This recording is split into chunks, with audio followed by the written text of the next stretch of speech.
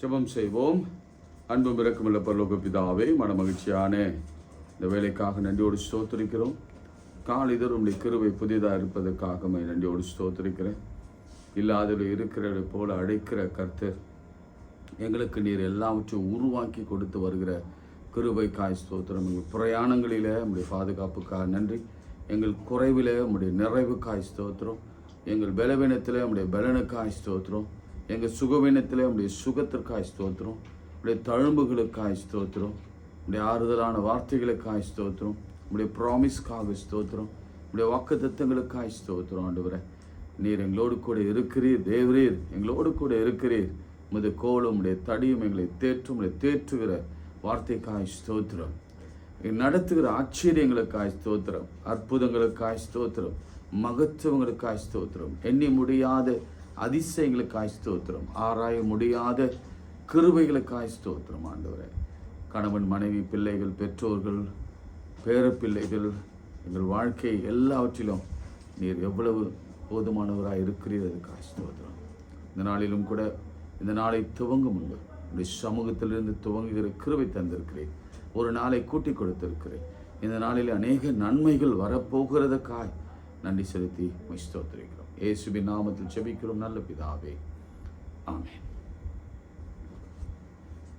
நாம் அனைவரும் இணைந்து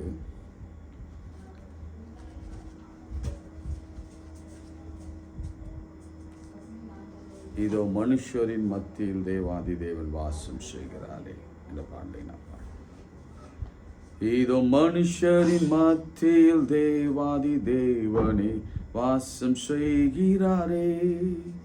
இதோ மனுஷரின் மத்தியில் தேவாதி தேவனே வாசம் செய்கிறாரே.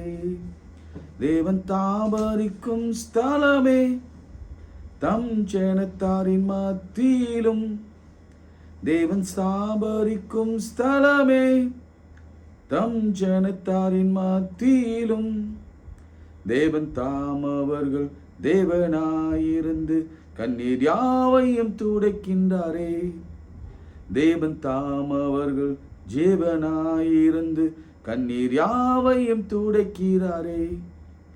இதோ மனுஷரின் மத்தியில் தேவாதி தேவனே வாசம் செய்கிறாரே. தேவாலயமும் அவரே, தூய ஒளி விளக்கும் அவரே. தேவாலயமும் அவரே, தூய ஒளி விளக்கும் அவரே.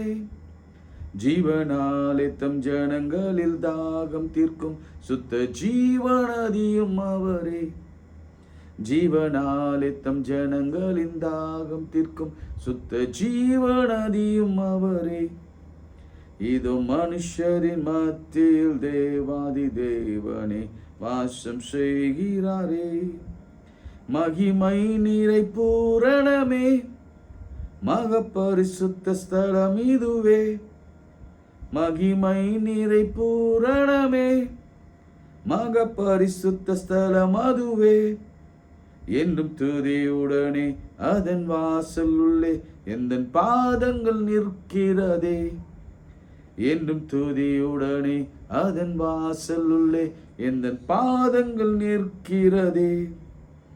இதோ மனுஷரின் மத்தியில் தேவாதி தேவனே வாசம் செய்கிறாரே. சீயோனே, உன் வாசல்களை ஜீவதேவனே நேசிக்கிறார். சீயோனே, உன் வாசல்களை ஜீவதேவனே நேசிக்கிறார். சீர் மிகுந்திடும் சுவிசேஷந்தனை கூறி உயர்த்திடுவோம் உம்மையே.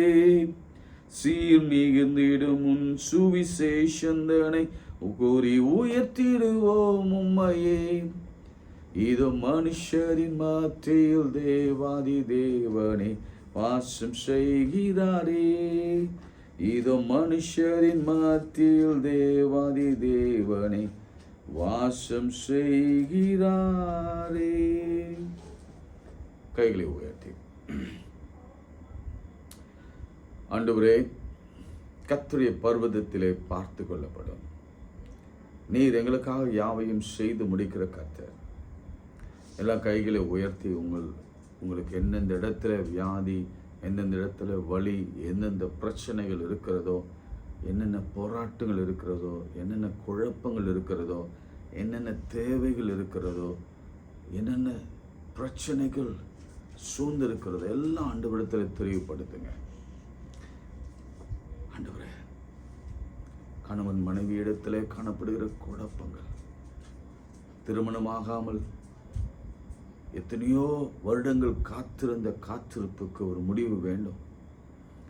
குழந்தை இல்லையே என்று ஏங்குகிற பிள்ளைகளுக்கு ஒரு ஒரு நல்ல செய்தி இந்த காலை வேளையிலே வரட்டும். ஜெபம் பண்ணுங்க, எல்லாம் ஜெபம் பண்ணுங்க. வேலை வேணுமா ஜெபம் பண்ணுங்க, உயர்வு வேணுமா ஜெபம் பண்ணுங்க, கடன் அடைக்கப்படணுமா ஜெபம் பண்ணுங்க. ஏனென்றால் தேவனால் தான் எல்லாம் கூடும். பலத்தினாலும் அல்ல, பராக்கிரமத்தினாலும் அல்ல, தேவனுடைய ஆவியினாலே தான் ஆகும். நம்ம யாரையும் நம்பி பிரயோஜனம் இல்லை. கர்த்தரை நம்புங்க, அப்போது நிலைப்படுவீர்கள். எப்பொழுதும் கூட நம்ம கர்த்தரை நோக்கி பார்ப்போம்.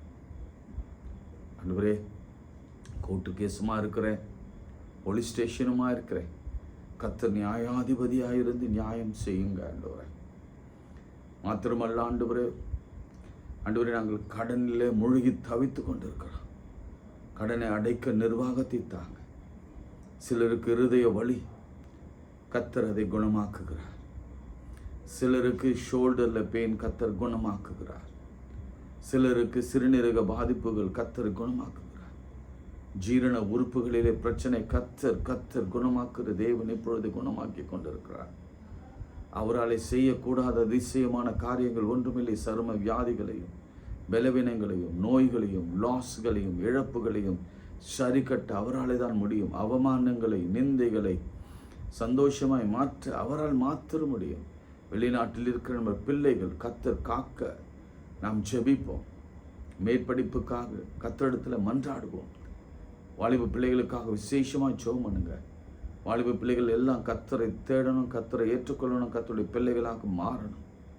சிறு பிள்ளைகள்லாம் கர்த்தருடைய சிட்சையிலே வளர்க்கப்பட வேணும், அன்பிலே வளர்க்கப்பட வேணும். பெற்றோர்கள் எல்லாம் பிள்ளைகளுக்கு மாதிரியா முன்மாதிரியா இருக்க வேணும். ஜெபம் பண்ணுங்க. ஆண்டவர் செய்ய போகிறார். இந்த காலை வேளையில் நாம் என்ன கேட்கிறோமோ அதற்கு பதில் நிச்சயம் உண்டு. அதனால தான் இந்த காலை ஜெபத்தை கர்த்தர் ஏற்படுத்தியிருக்கிறார். நீங்கள் என்ன விசாரிக்கிறீங்களோ, என்ன கேட்குறீங்களோ, என்ன அங்கலாய்ப்போட காத்திருக்கிறீங்களோ, அந்த நாளின் தேவைக்கு ஆண்டவர் நிச்சயம் பதில் கொடுப்பார். நிச்சயமாகவே முடிவு உண்டு, உன் நம்பிக்கை வீண் போகாது என்று சொன்னவர் கர்த்தர் நிச்சயமாக யாவற்றையும் செய்து முடிப்பார். இயேசுவின் நாமத்தில் ஜெபிக்கிறோம் பிதாவே, ஆமென். பிரியமானவர்களே, நேற்று ஆபிரகாமை குறித்து நாம் பார்த்தோம். இன்றைக்கு ஆவியானவர் துணையோடு நாம் ஈசாக்கை குறித்து நாம் கொஞ்ச நேரம் தியானிக்கலாம். ஏன் ஈசாக்கு? நமக்கு தெரியும், பைபிளில் ஆபிரகாம், ஈசாக்கு, யாக்கோபு, இப்படி தான் நம்ம நிறைய இடங்களிலே 66 புத்தகங்களிலே நாம் வாசிக்கிறோம். அதில் ஆபிரகாமுக்கு பெரும் பங்கு இருக்குது. சோசன் வெசல், ஆண்டவராலே தெரிந்து கொள்ளப்பட்டவன், ஆண்டவருடைய சிநேகிதன் என்று அழைக்கப்பட்டவன், ஆண்டவருடைய தீர்க்கதரிசி என்று அழைக்கப்பட்டவன். அதனால் அவருக்கு தான் நிறைய ஸ்பேஸ் பைபிளில் கொடுக்கப்பட்டிருக்கிறது. அதே போல் யாக்கோபுடைய நிகழ்ச்சி நீங்கள் பார்த்தீங்கன்னா உங்களுக்கு தெரியும். ஏசா, யாக்கோபு, அவங்களுடைய நிகழ்ச்சி அவ்வளவு நீளமான ஒன்று. யோசேப்புக்கு நிறைய இடம் கொடுக்கப்பட்டிருக்கிறது, தானியேலுக்கு நிறைய இடம், தாவீதுக்கு நிறைய இடம் பைபிள். ஆனால் ஈசாக்குக்கோ ஆதியாகமம் 21ஆம் அதிகாரத்தில் இருந்து 27ஆம் அதிகாரம் வரைக்கும் 1, 2, 3, 4, 5, 6 அதிகாரங்கள் மாத்திரமே இருக்கிறது. மாத்திரமல்ல, ஆனால் அதில் மிக மிக மிக முக்கியமாக நாம் பார்க்க வேண்டியது என்னென்னா, ஆபிரகாம் கூட பிழையோடு கூட இருந்தான். நேற்று நான் ஒரு 3 பிழையை பற்றி சொன்னேன் இல்லை? ஆபிரகாம் 2 ராஜாக்களிடத்தில் போய் பேசினான், அது ஈசாக்கும் செய்தார். ஆனால் ஈசாக்கிடத்தில் ஆபிரகாமை போல ஆபிரகாமில் இருந்த அந்த கேரக்டர் சுத்தமாக ஈசாக்கினிடத்தில் இல்லை. சில நேரங்களில் கவனிங்க, சில நேரங்களில் இந்த புதிதாக திருமணமான தம்பதியர்களை வாழ்த்தும் பொழுது ஆபிரகாமை சொல்லி நான் வாழ்த்துவதில்லை. காரணம், ஆபிரகாமுக்கு சாராள், ஆகார், கேத்துராள் 3 பொண்டாட்டி, 8 பிள்ளைகள். இப்போ உலகத்தில் ஓடிக்கொண்டிருக்கிற பிரச்சனைகளுக்கு எல்லாம் மூல காரணம் ஆபிரகாமின் குடும்ப வாழ்க்கை தான். யாக்கோபை சொல்ல முடியாது. உங்களுக்கு தெரியும் யாக்கோபுக்கு எத்தனை மனைவிகள் என்று சொல்லும். உங்களுக்கு தெரியும். அந்த முற்பிதாக்களின் பேர்களில் 3 பேர்களில் 2 பேர் டிஃபால்ட்டு தான். யாக்கோபு எத்தனாக இருந்தான். அவனுக்கு பேரே எத்தன் தான். திருமண வாழ்க்கை ரொம்ப மோசமான வாழ்க்கை. அவங்க கல்யாண வாழ்க்கை அதை விட மோசமான வாழ்க்கை. அவன் எப்படி அண்ணனை ஏமாற்றினானோ, தந்தை ஏமாற்றினானோ, அப்படியே அவருடைய மாமனாகிய லாபான் அவனை ஏமாற்றினான். ஸோ அவனுடைய வாழ்க்கையும் கூட அவனையும் வைத்து நாம் ஒரு குடும்பத்தை பிளஸ் பண்ண முடியாது. நீங்கள் ஆபிரகாமை போல இருங்கன்னா, ஆபிரகாம் எத்தனை மனைவி இருந்தாங்க உங்களுக்கு தெரியும் இல்லை? ரேச்சல், ராகேல், லேயால், அவங்களுடைய வேலைக்காரிகள், அது கணக்கே இல்லாமல் அப்படியே போகுது. அதனால் ஒரு குடும்பத்திற்கு முன்மாதிரியாக காண்பிக்கணும்னா, வேதாகமத்திலே முன்மாதிரியாக காண்பிக்கணும்னா, ஒரு சிறந்த கணவன் யார் என்று சொன்னார், ஒரு சிறந்த தகப்பன் யார் என்று சொன்னார், அது ஈசாக்கு தான். ஈசாக்கு அப்படின்ற பெயருக்கு அர்த்தம் நகைப்பு. காரணம், யார் நகைச்சாங்கன்னா, அப்பாவும் நகைச்சாரு, சிரிச்சாரு, அம்மாவும் குலுங்கி குலுங்கி சிரிச்சாங்க. எதுக்கு சிரிச்சாங்க? வயதான பிறகு எங்களுக்கு இன்பம் உண்டாகுமோ, குழந்தை பிறக்குமோ, எல்லாம் நின்று போய். நேற்று நான் உங்களுக்கு சொன்னேன் இல்லை, குழந்தை பேரு கிடைக்காத சமயத்தில் 99 வயதில் இப்படிலாம் குழந்தை பிறக்குமா என்று நகைத்தார்கள். அதனால தான் அவனுக்கு பெயரே நகைப்பு என்று சொல்லப்பட்டிருக்கு. அதனால ஈசாக்கு என்றாலே நகைப்பு. நகைப்பு. இன்னைக்கு நம்முடைய குடும்பங்களில் இந்த சந்தோஷம் இல்லாமல் தான் நம்ம வாழ்ந்து கொண்டிருக்கிறோம். இந்த சிரிப்பு இல்லாத ஒரு குடும்பம் தான் நம்முடைய குடும்பமாக இருக்கிறது.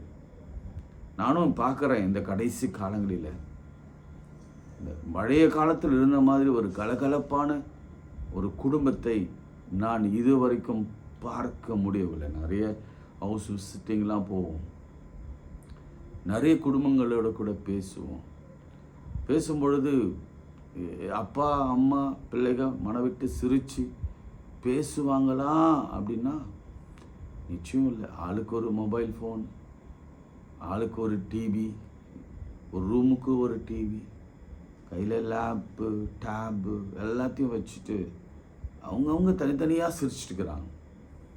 கூடி சிரிச்சது போக தனித்தனியாக. இன்னைக்கு நான் ஆவியானவர் சில காரியங்களை பேசி கொண்டிருக்கிறார். தயவு செய்து கணவன்மார்கள் கொஞ்சமாவது, மனைவிமார்கள் கொஞ்சமாவது இதுக்காக முயற்சி எடுங்கன்னு நான் சொல்கிறேன். ஏன்னா காலம் அப்படிப்பட்ட ஒரு காலத்தில் நம்ம வந்துட்டோம் இல்லை. முன்னாடிலாம் தொலைக்காட்சி இல்லை, முன்னாடிலாம் வானொலி தான் இருந்தது. பணக்காரர் இடத்துல தான் வானொலி இருக்கும், ரேடியோ இருக்கும், அந்த வால் செட் இருக்கும். அதன் பிறகு தான் டிரான்சிஸ்டர்லாம் வந்தது. யாரோ இருவர் வீட்டில் தான் அந்த black and white TV, western Onida அப்படின்னு ஒரு டிவி, ஆண்டனா டிவிலாம் இருந்தது. ஸோ அந்த காலத்தில் அந்த காலத்தில் சந்தோஷமாக பிள்ளைகள் நாங்களாம் ரொம்ப ஜாலியாக சிரிச்சுட்டு வெளியில் படுத்துட்டு குடும்பமாக ரொம்ப சந்தோஷமாக இருந்தது. ஒரு காம்பவுண்ட் இருக்காது வாழ்க்கையில். இங்கேருந்து அங்கே பேசுவோம், அடுத்த 3வது வீட்டில் இருக்கிறவங்ககிட்ட பேசுவோம். அது ஒரு சந்தோஷமான பொற்காலம். இப்போ இதெல்லாம் ஃப்ளாட் சிஸ்டம். பக்கத்து வீட்டில் நடக்கிறது நம்ம வீட்டுக்கு தெரியலை. ஏன் நம்ம பக்கத்து வீட்டுக்கு போகணும்? நம்ம பிள்ளைகளே ஒவ்வொரு ரூமில் உட்காந்து ஒவ்வொரு மொபைல் ஃபோனில் அவங்க இஷ்டமாக ரீல்ஸு அதை இதை பார்த்துட்டு. பிரியமானவர்களே, ஆண்டவர் திரும்ப நம்ம குடும்பத்தை கட்டி எழுப்ப விரும்புகிறார். நகைப்பு. அதனால தான் நான் எப்பவுமே ஈசாக்கு போல உங்கள் குடும்பம் இருக்க வேண்டும் அப்படின்னு நான் வாழ்த்துவேன், மனசார வாழ்த்துவேன். அது வெளியில் சொல்லனாலும் கூட ஒருத்தனுக்கு ஒருத்தியாக ஒரு குடும்பம் இருக்க வேண்டும். ஈசாக்குக்கு ரெபேக்காள் மாத்திரம்தான், வேறு ஒரு மனைவியை அவன் ஏறெடுத்து கூட பார்க்க. அது மாத்திரமல்ல, அவனை இன்ட்ரடியூஸ் பண்ணும் பொழுது அவன் தியானம் பண்ணி கொண்டிருந்தான். தியான புருஷன் அப்போ தான் மெல்லமாக நம்ம கொஞ்சம் கொஞ்சமாக நம்ம பார்க்கலாம்.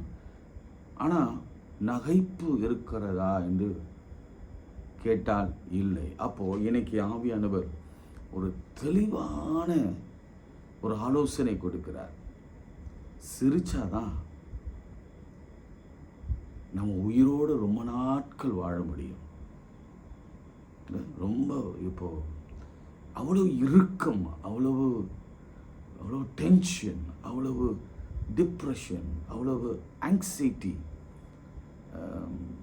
அவ்வளவு என்ன சொல்கிறது, நிறைய விஷயத்தை காம்ப்ளிகேட் பண்ணி ஒரு பேசாமல் இன்னைக்கு நிறைய குடும்பங்களில் பிரச்சனை வருவதற்கான காரணம் நம்ம ஒருவர் சிரித்து பேசுவது இல்லை. ரெண்டாவது, விளையாட்டே இல்லை. ஒரு காலத்திலலாம் ஒரு அப்பா அம்மாலாம் சேர்ந்து விளையாடுவாங்க. நிறைய தரம் நம்ம பிள்ளைகளோட கிரிக்கெட் விளையாடி இருக்கிறோம், பிள்ளைகளோடு கூட இன்டோர் கேம்ஸ் நிறையா விளையாடி இருக்கிறோம், பிள்ளைகளை கொண்டு போய் நீச்சல் கற்றுக் கொடுத்துருக்குறோம், சைக்கிள் கற்றுக் கொடுத்துருக்குறோம், வாகனம் கற்றுக் கொடுத்துருக்குறோம். விளையாட்டு எப்பொழுதும் இருக்கும். அதே போல் கணவன் மனைவி இந்த இன்டிமேசி போயிடுச்சு. ஒரு வசனம் இருக்கு, இவன் ஈசாக்கு தன் ரெபேக்காளோடு கூட விளையாடி எழுந்தான். இல்லை, திருமணமான பிறகு அவங்க வாழ்க்கையில் அவ்வளவு சந்தோஷமாக அவங்க விளையாடி எழுந்ததை ராஜா பார்த்துட்டு உடனே அவனுக்கு சந்தேகம் வந்துச்சு. என்னடா இவன் சிஸ்டர்ன்னு சொன்னானே, இவன் இவ்வளோ இன்டிமேட்டாக தான் இந்த பெண்ணோட விளையாடி கொண்டிருக்கிறானே. ஹஸ்பண்ட் அண்ட் ஒய்ஃப் ரிலேஷன்ஷிப் என்ன மாதிரி இருக்கு? இப்போ இயந்திரமாக இருக்கு. கடமைக்கு தாலை கட்டி கொண்டாங்க, கடமைக்கு மோதிரம் மாற்றி கொண்டாங்க, கடமைக்கு ஹஸ்பண்ட் அண்ட் ஒய்ஃப் ஆனாங்க. ஏன்னா எல்லாருக்கும் கல்யாணம் ஆகலைன்னு சொல்ல போகிறாங்கன்னுட்டு கடமைக்கு இப்போ குழந்தை கூட வேணாம், லேட்டாக பெற்றுக்கலாம் அப்படின்னு ஒரு முடிவுக்கு வந்துட்டாங்க. கடமைக்கு பிள்ளைகள் பெற்றுக்கொண்டாங்க, கடமைக்கு வளர்க்குறாங்க. ஒரு பாசமோ, ஒரு பிணைப்போ, ஒரு ஈர்ப்போ, ஒரு ட்ரூ லவ்வோ, ஒரு சந்தோஷமோ இல்லை. மல்கியால ஆண்டவர் அப்படி இல்லை, ஹஸ்பண்ட் ஒய்ஃபை அவர் உருவாக்கலை. உங்களுக்கு தெரியும் டெஃபினேஷன் ஆஃப் மேரேஜ் என்னென்ன தெரியுமா? பக்தி உள்ள சந்ததி பெறும்படி தானே. ஆண்டவர் சொன்னார், நீங்கள் மல்கியா 2ஆம் அதிகாரத்தில் உன்னுடைய தோழியும் உன் உடன்படிக்கையின் மனைவியும் அப்படின்னா தோழியோட தான் விளையாட முடியும், தோழனோடு தான் விளையாட முடியும். 2 விஷயம் இருக்குது. தோழியாக இருக்கணும், தோழனாக இருக்கணும், மனைவியாக இருக்கணும், கணவனாக இருக்கணும். இதுதான் பிரின்சிபிள் ஆஃப் வெட்டிங். இன்னைக்கு நிறைய விஷயத்த உங்களுக்கு சொல்லிக் கொடுக்குறார் ஆண்டவர். தயவுசெய்து என்ன வயசாக கூட இருக்கட்டும், உங்களுக்கு ஒருவேளை வாழ்க்கையில் பாதி வருஷத்தை நீங்கள் தொடச்சிருக்கலாம் கல்யாணமாகி. இப்பொழுதுலேருந்து ஒரு நியூ எராவை ஸ்டார்ட் அப் பண்ணுங்க. என்ன ஸ்டார்ட் பண்ண தெரியுமா? ஆண்டவர் சொன்ன வசனம் மல்கியா 2 வீட்டில் வாசி பாருங்க. உன் தோழியும் உன் உடன்படிக்கையின் மனைவியும், உன் ஃப்ரெண்டும் உன்னுடைய உடன்படிக்கையின் மனைவியும். என்னைக்காவது ஒரு நாள் நம்ம பெஸ்ட் ஃப்ரெண்ட்ஸ் இருப்பாங்க. அந்த பெஸ்ட் ஃப்ரெண்ட்ஸோடு கூட இருந்தது போல, நம்ம ஊர் சுற்றினது போல, ஜாலியாக இருந்தது போல, தெருவில் டீ குடித்தது போல, வெளியில் அரட்டை அடித்தது போல, கமெண்ட் அடித்தது போல, அல்லது பலவிதமான ஜாலியான விளையாட்டுகள் விளையாடுறது போல சொந்த மனைவி இடத்துல, கணவனிடத்தில் விளையாடி இருக்கிறோமா? இல்லைல்ல. கொஞ்சம் யோசித்து பார்த்து இன்னும் முதலாவது கொஞ்சம் சிரிச்ச முகத்தோட கொஞ்சம் விளையாடி உங்கள் வாழ்க்கையை, மீதம் இருக்கிற வாழ்க்கையை சந்தோஷமாக கழிக்க பாருங்கள். ஏன்னா இன்னைக்கு நிறைய குடும்பங்களில் துக்கம், நிறைய குடும்பங்களில் சஞ்சலம், வருத்தம், பிரிவினைகள், நிறைய குடும்பங்களில் ஏற்றத்தாழ்வுகள், ஈகோ, நிறைய குடும்பங்களில் பிரிவினைகள் நான் பார்க்கணும்ல.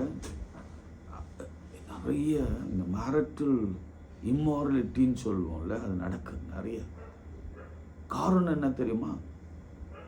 இதுதான் பேசிக்கான காரணம்.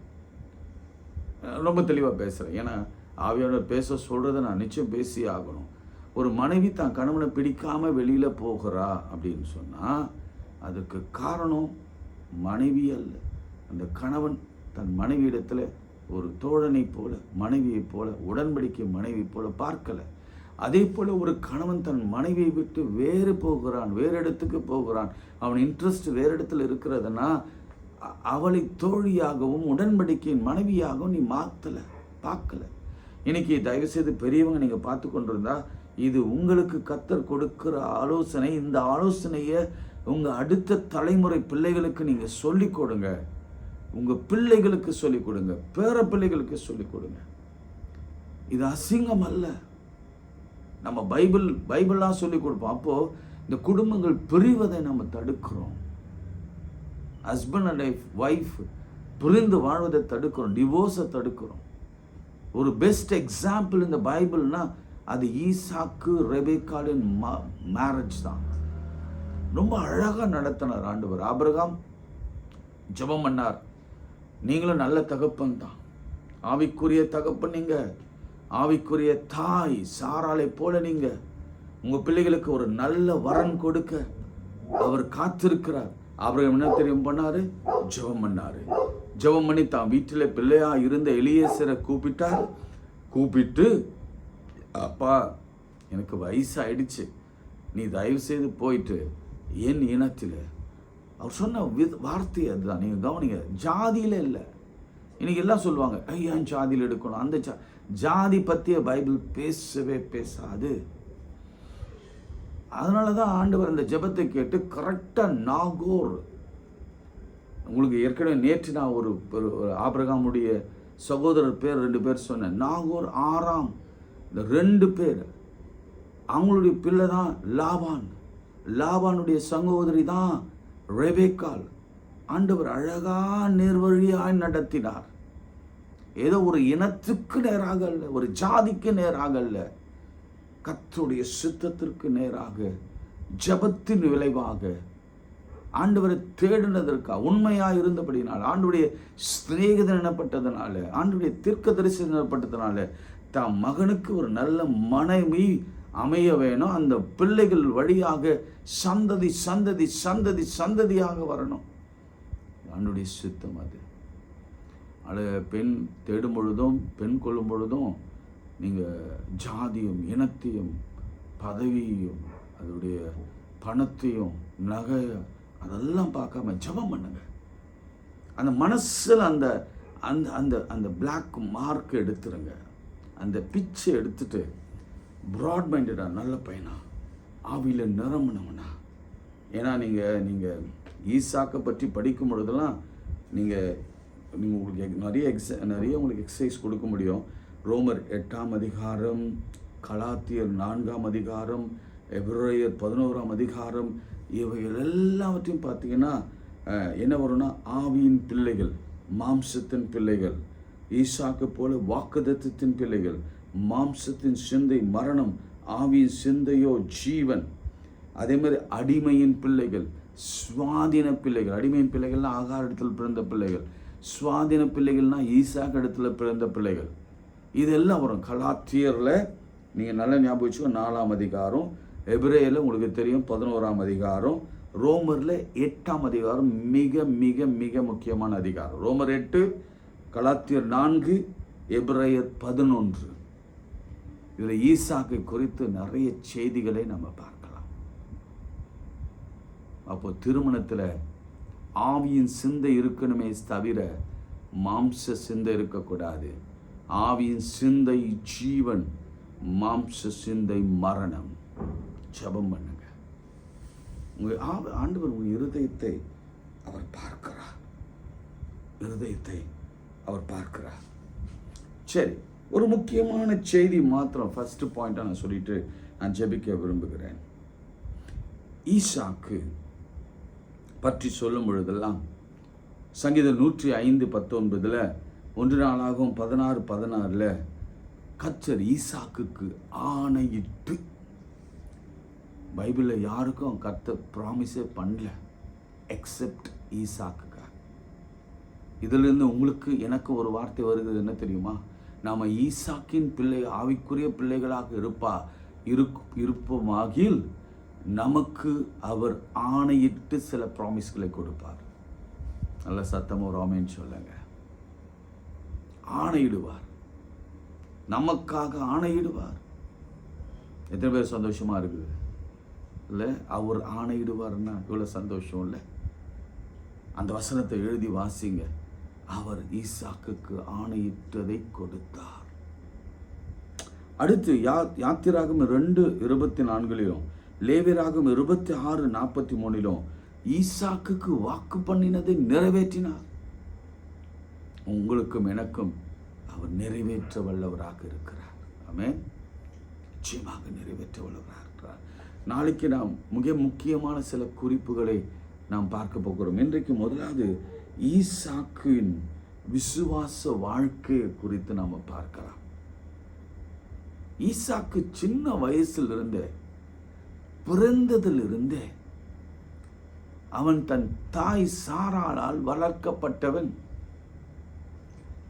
ஈவந்தோ ஆகார் அவளை அசட்டை பண்ணினாலும், இஸ்மவேல் ஈசாக்கு அசட்டை பண்ணினாலும், சாரால கேலி பண்ணினாலும், ஆனால் கர்த்தரை நம்புகிறதுல ஒரு நாள் ஈசாக்கு அவன் தோய்ந்து போய். ஏன் அப்படி சொல்கிறேன்னா, ஒரு அம்மா ரொம்ப அழகாக வளர்த்தாங்க, ஒரு அப்பா ஆபிரகாம் ரொம்ப அழகாக வளர்த்தாரு. அதனால தான் ஈசாக்கு அந்த ஸ்டேஜ் ஆஃப் மேரேஜில் அவரை பற்றி ஒரு சின்ன ஒரு வார்த்தை சொல்லப்பட்டிருக்கிறது, அவன் தியானம் பண்ணி கொண்டிருந்தான். இதுதான் என்டையர் பைபிளில் நீங்கள் வாசிங்கன்னா இந்த தியானம் பண்ணுகிறது தான் இது ஒரு முக்கியமான ஒரு வார்த்தை. ஆங்கிலத்தில் என்னன்னு எனக்கு தெரியல. இப்போது நீங்கள் உங்களுக்கு தெரிஞ்சால் உடனே கமெண்ட்டில் எழுதுங்க. தியானம் பண்ணி கொண்டிருந்தான். என்னங்க தியானம் பண்ணுவான்? பைபிள் இல்லை அந்த காலத்தில், தோரா இல்லை. என்ன தியானம் பண்ணி கொண்டிருந்தான்? என்ன தியானம் பண்ணியிருப்பான் தெரியுமா? ஆபிரகாமின் தேவன், ஆபிரகாம் கொடுத்த வாக்குத்தத்தங்கள், ஆபிரகாமிலே நிறைவேற்றுவேன் என்று சொன்ன வாக்குத்தத்தங்கள், ஆபிரகாமுக்குள்ளே ஆபிரகாமுக்கு வெளியிலே இருந்த ஆசீர்வாதங்கள், இவை எல்லாவற்றையும் தியானம் பண்ணுகிற, டெய்லி அதிகாலையிலே தியானம் பண்ணுகிறவனா. அதிகாலையிலே தியானம் பண்ணுகிறையில ஒரு செய்தி வருகிறது. எலியேசர் வருகிறார், அவனோடு கூட அவருடைய மனைவியாக போகிற ரெபேக்காள் வருகிறார் என்று சொல்ல பொழுது இளம் வயதிலேயே நல்ல கவனிங்க, இளம் வயது தொடங்கி அவன் பிறந்த நாள் இருந்து அவன் திருமணம் ஆகிற வரைக்கும், அது மாத்திரமல்ல அவனுடைய ஆயுசு நாட்கள் வரைக்கும் அவன் ஆபிரகாமை விட அதிக ஆயுசு நாட்களோடு கூட வாழ்ந்தான். நாளைக்கு எக்ஸாக்ட் இயர் உங்களுக்கு நான் சொல்கிறேன். ஆபிரகாம் யாக்கோபை விட, ஆபிரகாமை விட ஈசாக்கு அதிக ஆண்டுகள் உயிரோடு வாழ்ந்தான். அதற்கு காரணம் என்ன தெரியுமா? அதிகாலையிலே தேவனை தேடினான். அதிகாலையிலே தேவனை தேடுகிறவர்கள் தீர்க்க ஆயுசோட, பூரண ஆயுசோட அவர்கள் இருப்பார்கள். சந்தோஷமாய் விளையாடி எழுவார்கள், மகிழ்ச்சியாய் இருப்பார்கள், சந்தோஷமாய் இருப்பார்கள்.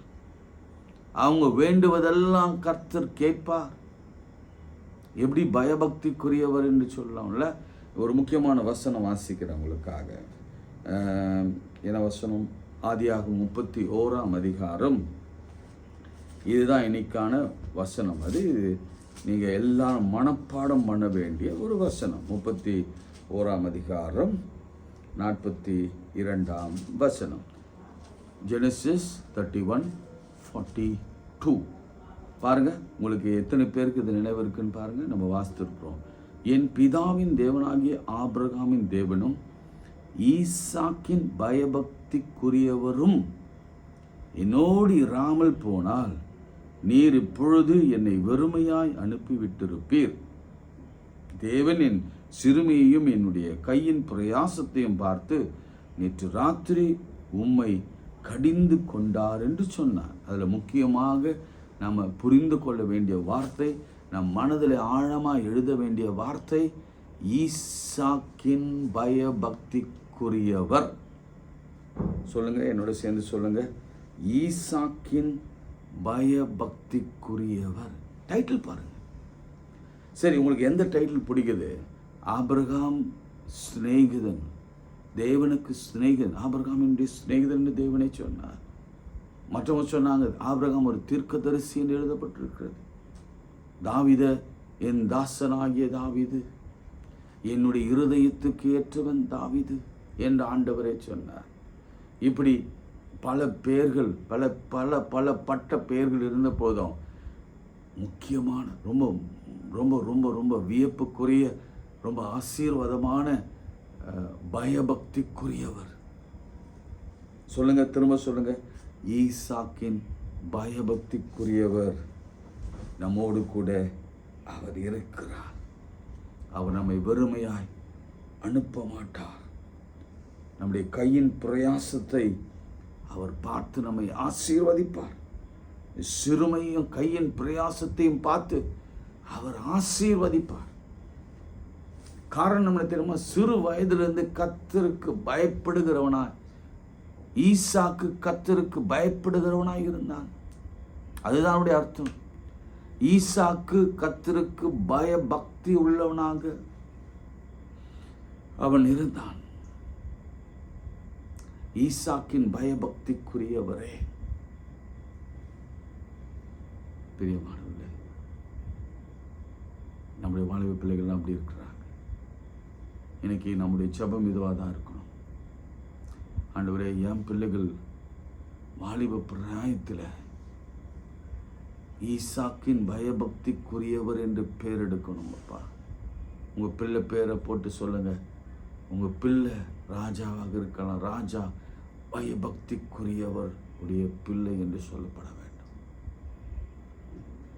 பிரியமானவர்களே, நம்முடைய குழந்தைகள் எல்லாம் சின்ன வயதிலிருந்து, குட்டி சாமுவேலுடைய வயது சின்ன வயதிலே கர்த்தர் பெரிய ஏலியை கூப்பிடாம சின்ன தாவீதை கூப்பிட்டார். சின்ன வயசுலேயே கர்த்தர் அவனை தொட்டார். பயபக்திக்குரியவனாக கர்த்தர் அவனை மாற்றினார்.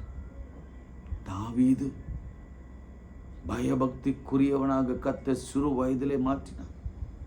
யோசேப்பு பயபக்தி. ஐயா, அவன் சொல்றான், அந்த அரண்மனையில் சொல்றான், என் தேவனுக்கு விரோதமாய் யாரும் பார்க்கல.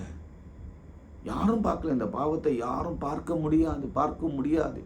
ஏன்னா அது பூட்டி அறைக்குள்ள நடக்கிற ஒரு பாவம். ஆனால் என் தேவனுக்கு விரோதமாய் நான் பாவம் செய்வது எப்படி? அவர் எப்போதும் என்னை பார்த்து கொண்டிருக்கிறாரே. பயபக்திக்குரியவர். நான் சொன்ன அந்த வாலிப பிள்ளைகளாம், தானியேல், சாத்ராக், மேஷாக், இந்த வாலிப பிள்ளைகள்லாம் சிறு வயதிலிருந்தே பயபக்தியாக இருந்ததுனால தான் ஈசாக்கு இன்றும் பேசப்படுகிறார். தாவீது இன்றும் பேசப்படுகிறார். தானியேல் இன்றும் பேசப்படுகிறார். யோசேப்பு இன்றும் பேசப்படுகிறார். இந்த வாலிப பிள்ளையிலே வாலிபத்தில் தன் சிருஷ்டிகரை நினைக்கணும்.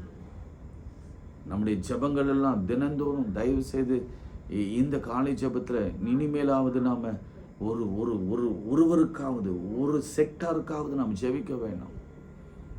ஈசாக்கை போல என் பிள்ளை மாறணும், நல்ல வேலை கிடைக்கணும், நல்ல குடும்பம் வரணும், நல்ல பிள்ளைகளை பெற்றெடுக்க வேண்டும், ஜெபிக்கிறவனாக இருக்கணும், தியானிக்கிறவனாக இருக்கணும், கர்த்தருக்கு பயப்படுகிறவனாக இருக்கணும், பயபக்திக்குரியவனாக இருக்க வேண்டும், சிரித்து கொண்டே இருக்க வேண்டும், விளையாடி கொண்டே இருக்க வேண்டும், சந்தோஷமாக இருக்க வேண்டும், பாவத்தில் விழுந்து விடக்கூடாது. ஆபிரகாமின் பிள்ளை. அதன் வழியாக இந்த ஆபிரகாம் ஈசாக்கு நாங்கள் எடுத்துட்டோம்னா நம்ம கடவுளையும் இயேசு கிறிஸ்துவும் ஒப்பிட்டு நம்ம பார்க்கலாம். அவ்வளவு நெருக்கமான ஒப்புமைகள் இருக்கிறது. இன்னைக்கு நீங்கள் சொல்வீங்களா, உங்கள் பிள்ளைகளை ஈசாக்கின் பயபக்திக்குரியவர்கள் என்று சொல்வீங்களா? நிச்சயமாக உன் கையின் பிரயாசங்களையும் உங்களுடைய எல்லாவற்றையும் கர்த்தர் ஆசீர்வதிக்க அவர் காத்திருக்கிறார். ஜெபம் பண்ணலாமா? இரக்கமுள்ள ஆண்டவரே, பரலோக பிதாவே, ஸ்தோத்திரிக்கிறோம். ஈசாக்கின் பயபக்திக்குரியவரே, இந்த வேளையிலே எங்கள் வாலிப பிள்ளைகள் எல்லாரையும் தொடுங்க, அவளை பரிசுத்தப்படுத்துங்க. அவள் வேலைகளிலே உயர்வையும் வேலையும் தந்து ஆசீர்வதிங்க. திருமண வாழ்க்கையை கொடுத்து, குழந்தை பேரை கொடுத்து, ஈசாக்கை போல நம்முடைய பிள்ளைகளை ஆளாக்கி, தாவீதை போல நம்முடைய பிள்ளைகளை அரியணையில் அமர வைத்து, யோசேப்பை போல கவர்னராக்கி, தானியேலை போல ராஜாவின் அடுத்த ஸ்தானத்தில் அதிகாரியாக்கி, உடைய பிள்ளைகளை உயர்ந்திருக்கும்படி பண்ணுங்க. கர்த்தர் அப்படி செய்ய போகிறதுக்காக ஸ்தோத்திரம். பலவீனமாக இருக்கிறவங்க கையை உயர்த்துங்க, ஜெபம் பண்ணுங்க. உங்கள் பலவீனங்கள் எல்லாம் கர்த்தர் பலனாய் மாற்றுவார். என் பிராணங்களை சுகமாக வாய்க்க பண்ணுங்க. கடன் உள்ளவங்க கையை உயர்த்தி கேளுங்க, வானத்தின் பலகணைகளை. ஏன்னா ஈசாக்கு வர வர விருத்தி அடைந்து மகா பெரியவனானா 100 மடங்கு நமக்கும் தருவார். ஒரு வீட்டை கொடுப்பார், கட்டி கொடுப்பார், ஆசீர்வதிப்பார். பிரிந்த குடும்பங்கள் ஒன்றாக இணையும்படி கர்த்தர் இப்பொழுது கட்டளை ஆணையிடுகிறார். எங்கெங்கெல்லாம் ஆணையிடணுமோ ஈசாக்குக்கு ஆணையிட்டது போல ஆணையிடுகிறார். எங்கெல்லாம் வாக்குத்தத்தங்கள் வேணுமோ அங்கெல்லாம் வாக்குத்தத்தம் கொடுத்து பெற பண்ணுகிறவராகிய நான் பெற செய்யாமல் இருப்பேனோ? கடவுள் இணைத்ததை மனிதன் பிரிக்காதிருப்பானாக என்ற ஒரு ஆணையே கர்த்தர் போட்டிருக்கிறார். உன் இளவது மனைவியோடு கூட நீ மகிழ்ந்திரு. ஆணை ஆணை. தள்ளி விடுதலை நான் வெறுக்கிறேன், வேதம் சொல்லுகிறது மல்கியாவில் அதே 2ஆம் அதிகாரத்தில். கடவுள் இணைத்ததை மனிதன் பிரிக்காதிருப்பானாக. டேவோஸ் நான் வெறுக்கிறேன். நான் அருவருக்கிற சில காரியங்களில் அதுவும் ஒன்று.